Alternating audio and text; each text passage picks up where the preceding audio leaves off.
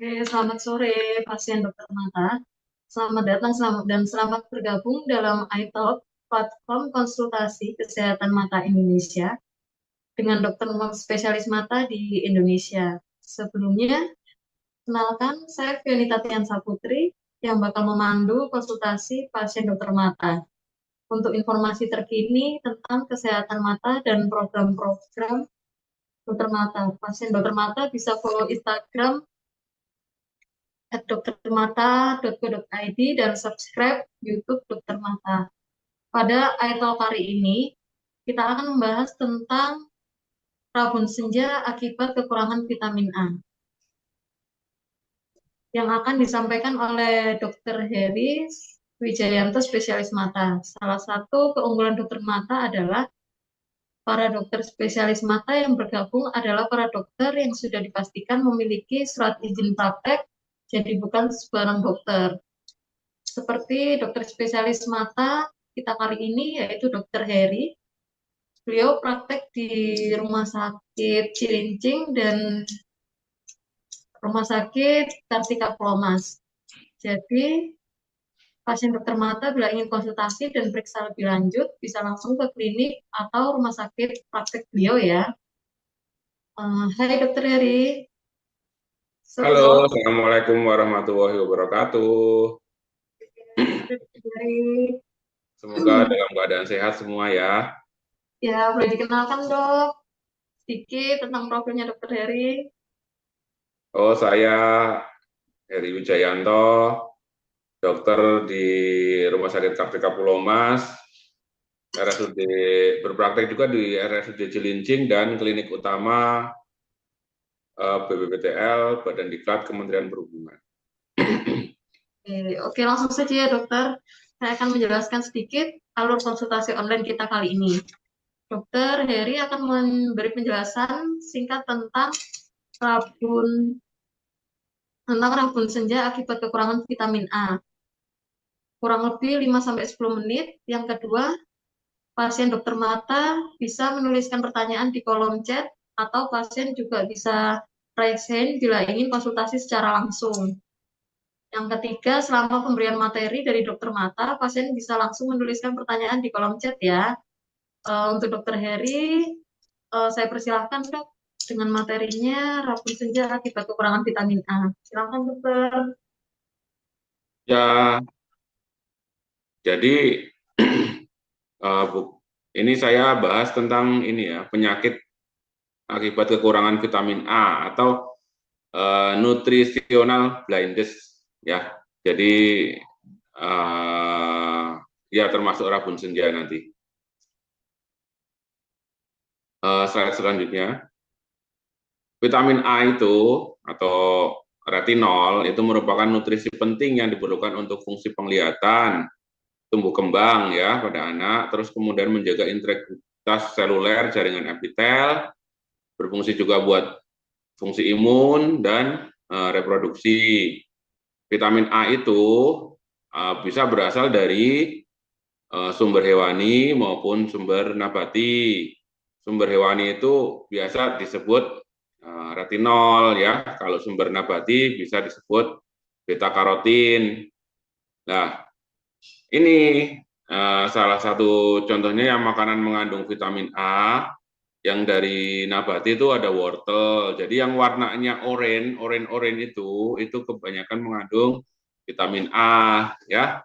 Mangga, apel, pepaya, terus cabai ya. Kalau dari sumber hewani bisa susu, keju, minyak ikan, hati ya. Ada juga kalau dari ini sayuran bayam tadi, tomat ya kan, buah-buahan, pisang gitu ya. Lanjut.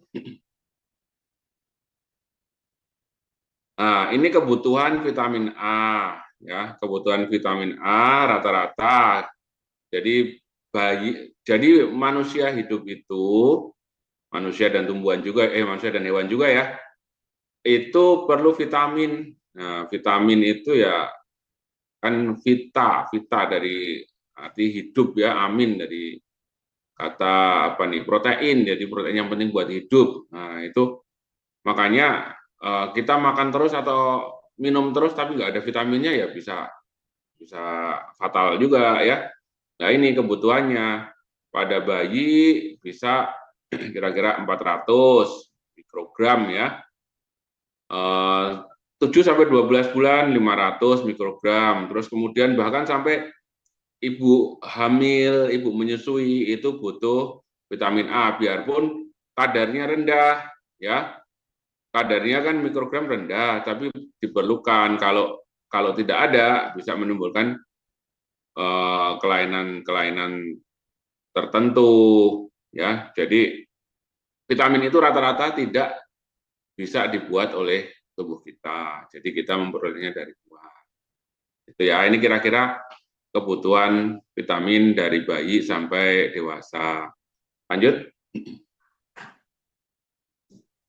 Nah, kalau di vitamin A di bidang mata itu bisa menyebabkan kebutaan juga, ya kan?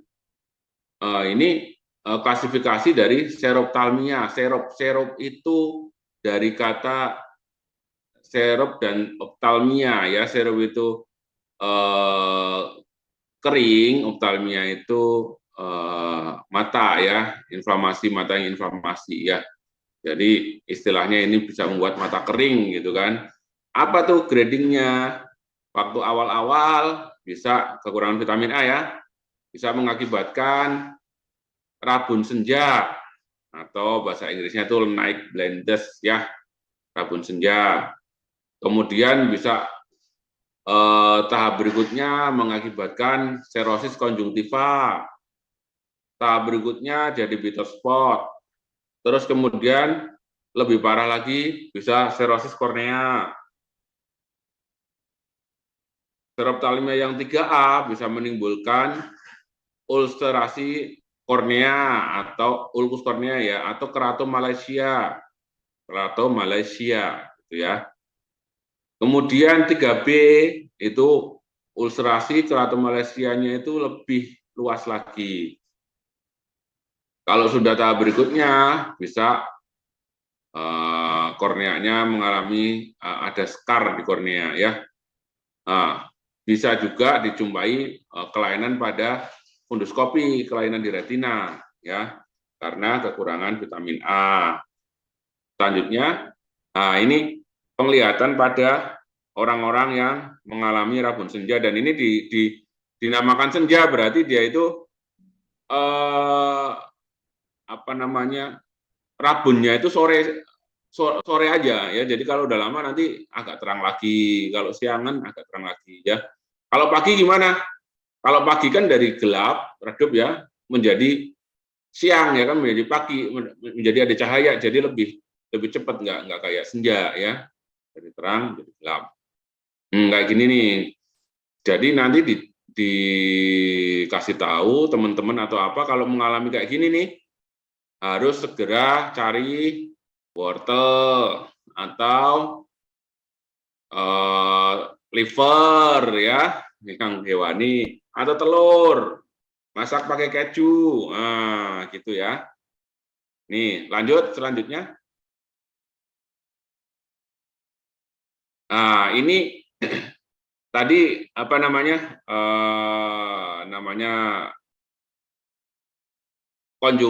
ini apa, konjungtiva yang kering ya. Coba slide sebelumnya, Slide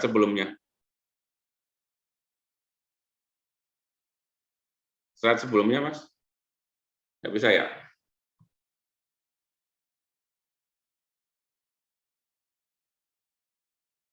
Ini ya, gambar ini tuh yang gambar kiri itu konjungtiva bulbi, konjungtiva yang di bagian putih ini ya, yang pada orang yang mengalami kekurangan vitamin A.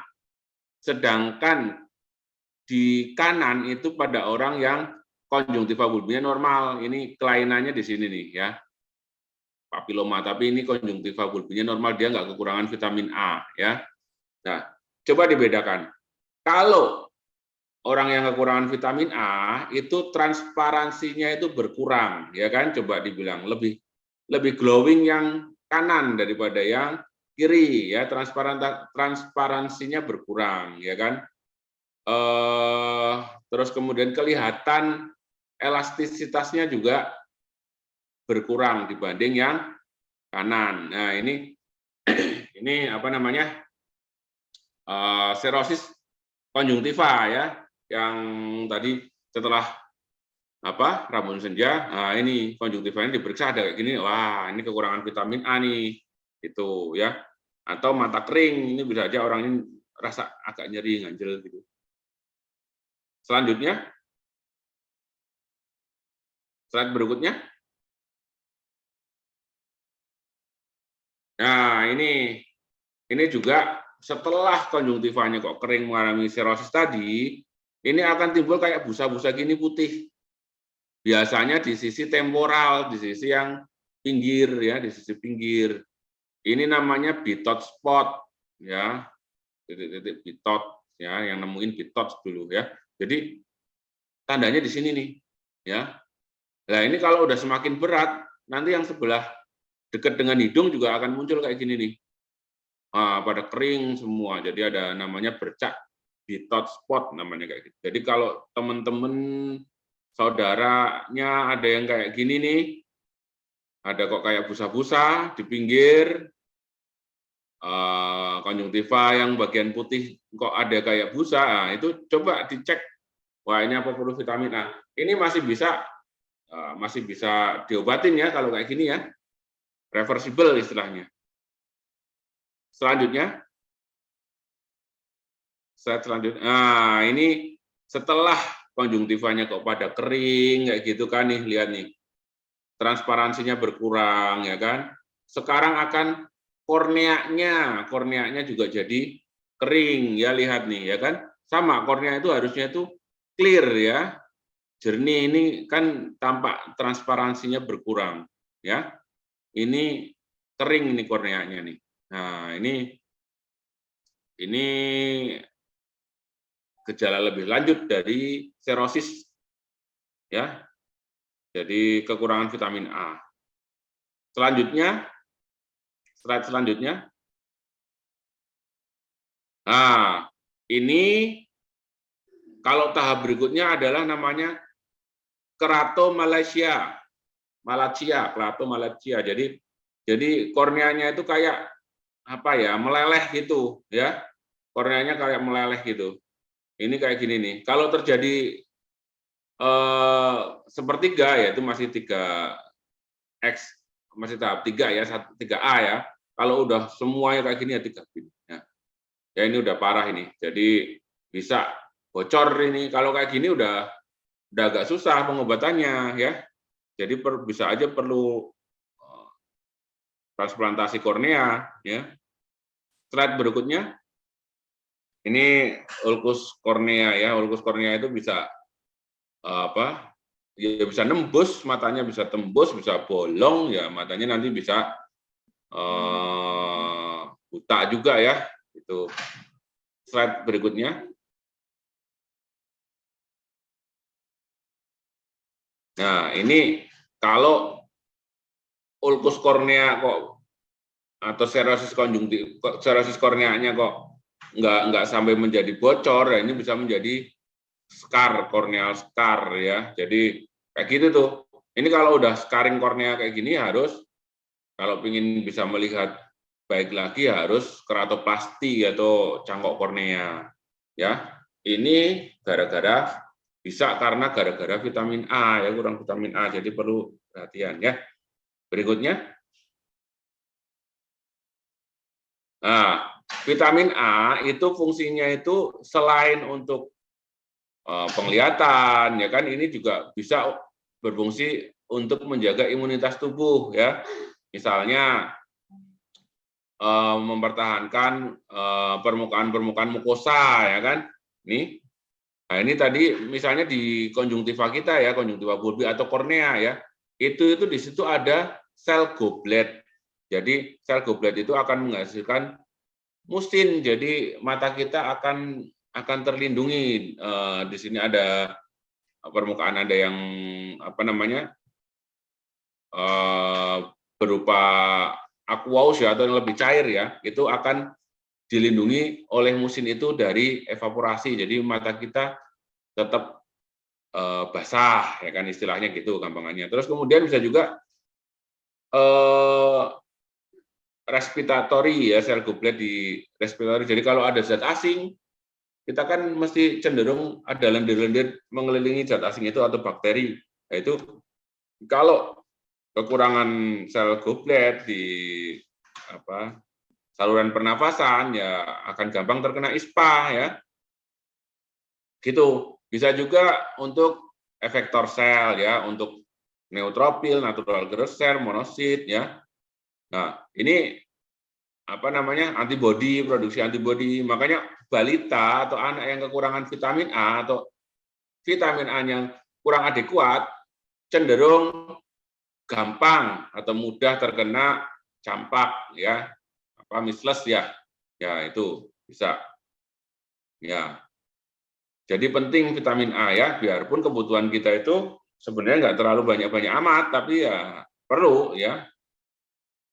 Berikutnya. Nah,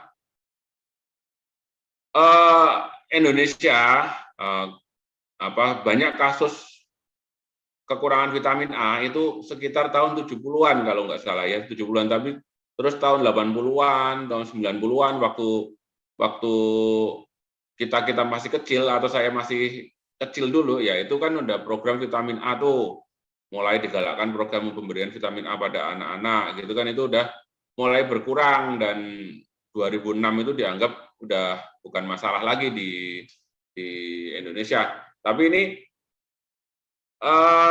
hasil survei tahun 98 sampai 2002 itu ada 10 juta anak Indonesia terancam kekurangan vitamin A ya, karena tidak mengkonsumsi makanan mengandung vitamin A secara cukup ya. Jadi selain suplemen yang diberikan ya tiap 6 bulan itu ya dalam makanan kita harus cukup mengandung vitamin A ya tadi ya. Kalau misalnya dari sumber nabati ya bisa dari yang sayur-sayuran atau buah-buahan yang warnanya oranye kayak tim Belanda ya, kaos tim Belanda. Nah, gitu oranye banyak mengandung vitamin A. Ya. Atau kalau ada balita ya setiap bulan Februari dan Agustus itu ada program pemberian vitamin A ya. Data Riskesdas 2010 menunjukkan bahwa cakupan pemberian kapsul vitamin A secara nasional pada anak balita sebesar 69,8%, jadi hampir 70% itu udah dapat vitamin A ya. Itu tapi beberapa daerah itu masih kurang ya, misalnya di pedesaan, di yang jangkauannya terbatas itu ada yang kurang dari 50% ya pemberian vitamin A-nya. Tuh. Berikutnya. Nah, terima kasih dari saya begitu. Oke, Dokter Heri, terima kasih atas penjelasannya. Langsung saja, sudah ada beberapa pertanyaan yang masuk dari kolom chat dan Instagram ya, Dok ya.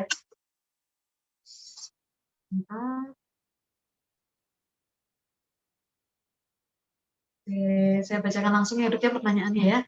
Satu dari Roman Arifin, pertanyaannya yaitu rabun senja apa terjadi hanya karena kekurangan vitamin A atau ada faktor lain ya, Dok? Boleh Dokter Heri dijawab dulu. Kalau rabun senja itu ya memang karena penyebab kekurangan vitamin A ya. Jadi seseorang itu rabunnya pas senja hari aja. Jadi dari keadaan terang menjadi keadaan yang redup. Nah, karena tadi adaptasi gelapnya itu kurang. Jadi untuk penglihatan terang itu kan butuh skotopsin. Nah, skotopsin untuk menjadi penglihatan gelap itu akan menjadi rodopsin. Nah, di situ berperan vitamin A, retinal atau retinol ya untuk mengubah itu. Nah, kalau kekurangan itu ya nanti pembentukan rodopsinnya itu akan terhambat, akan memanjang, istilahnya akan memanjang ya. Itu yang mengakibatkan rabun senja. Kalau rabunnya kok nggak hanya di senja hari, jadi siang rabun, sore kabur, malam juga tambah kabur, paginya minggat. Nah, itu mungkin ada penyakit mata yang lain ya, bukan kekurangan vitamin A. Kalau kekurangan vitamin A itu adaptasi dari terang ke gelapnya yang memanjang ya. Jadi dia rabunnya itu pada saat peralihan itu ya. Kalau ada kabur di luar itu ya mungkin ada penyakit yang lain. Nah, terus kemudian perlu dilihat juga tadi di konjungtivanya. Kok kan konjungtiva kok dikasih pakai pemeriksaan sederhana itu dipakai apa? Senter itu kan disenterin kok. Loh, ini kok apa? Transparansinya kok berkurang ya kan? Kok kelihatan kok kusam gitu, kemungkinan juga kekurangan vitamin A ya. Konjungtivanya mulai penting. Itu. Oke dokter, terima kasih. Selanjutnya ada pertanyaan lagi dok dari Galing Arkan. Apa perbedaan mencolok antara rabun senja sama rabun lainnya ya dokter? Rabun lainnya itu rabun apa tuh? Rabun lain dok, misal kayak kita rabun jauh atau rabun dekat gitu dok. Oh, iya. Ya kayak gitu. Jadi kalau rabun senja itu orang yang normal ya, orang yang normal akan menjadi rabun. Maksudnya orang normal, orang yang nggak punya kelainan refraksi. Kelainan refraksi itu dibantu dengan kacamata ya. Orang yang tidak punya kelainan refraksi atau yang punya kelainan refraksi tapi sudah dikoreksi ya, sudah dikoreksi dengan kacamata ya. Itu saat peralihan dari terang ke gelap, senja ya, senja hari, itu akan rabun, akan kabur. Jadi dia biarpun pakai kacamata, biarpun ini tetap aja akan rabun ya. Jadi bukan karena kelainan kacamatanya. Kalau karena kelainan miopia atau hipermetrop atau astigmat itu kan nggak terpengaruh dari waktu ya, mau senja mau siang mau ini dia tetap aja rabun kalau nggak pakai kacamata ya. Tapi kalau pakai kacamata ya baru bisa. Nah, itu bedanya begitu. Ya, tapi bisa aja rabun karena penyakit yang lain, bisa aja. Kalau dikoreksi kacamata nggak bisa. Intinya kalau karena kekurangan vitamin A itu terjadinya itu pada peralihan dari terang ke redup ya. Terus ya kayak kondisinya kayak waktu senja itu, waktu sore menjelang malam itu. Tapi kalau subuh gimana? Subuh enggak ya? Kalau subuh kan dari kondisi redup ke kondisi terang ya, itu lebih mudah beradaptasi kita ya. Oke dokter. Ada lagi dok pertanyaan dari Dadan Rahmadani. Sebenarnya rabun senja itu bisa sembuh dengan sendirinya atau tidak dok?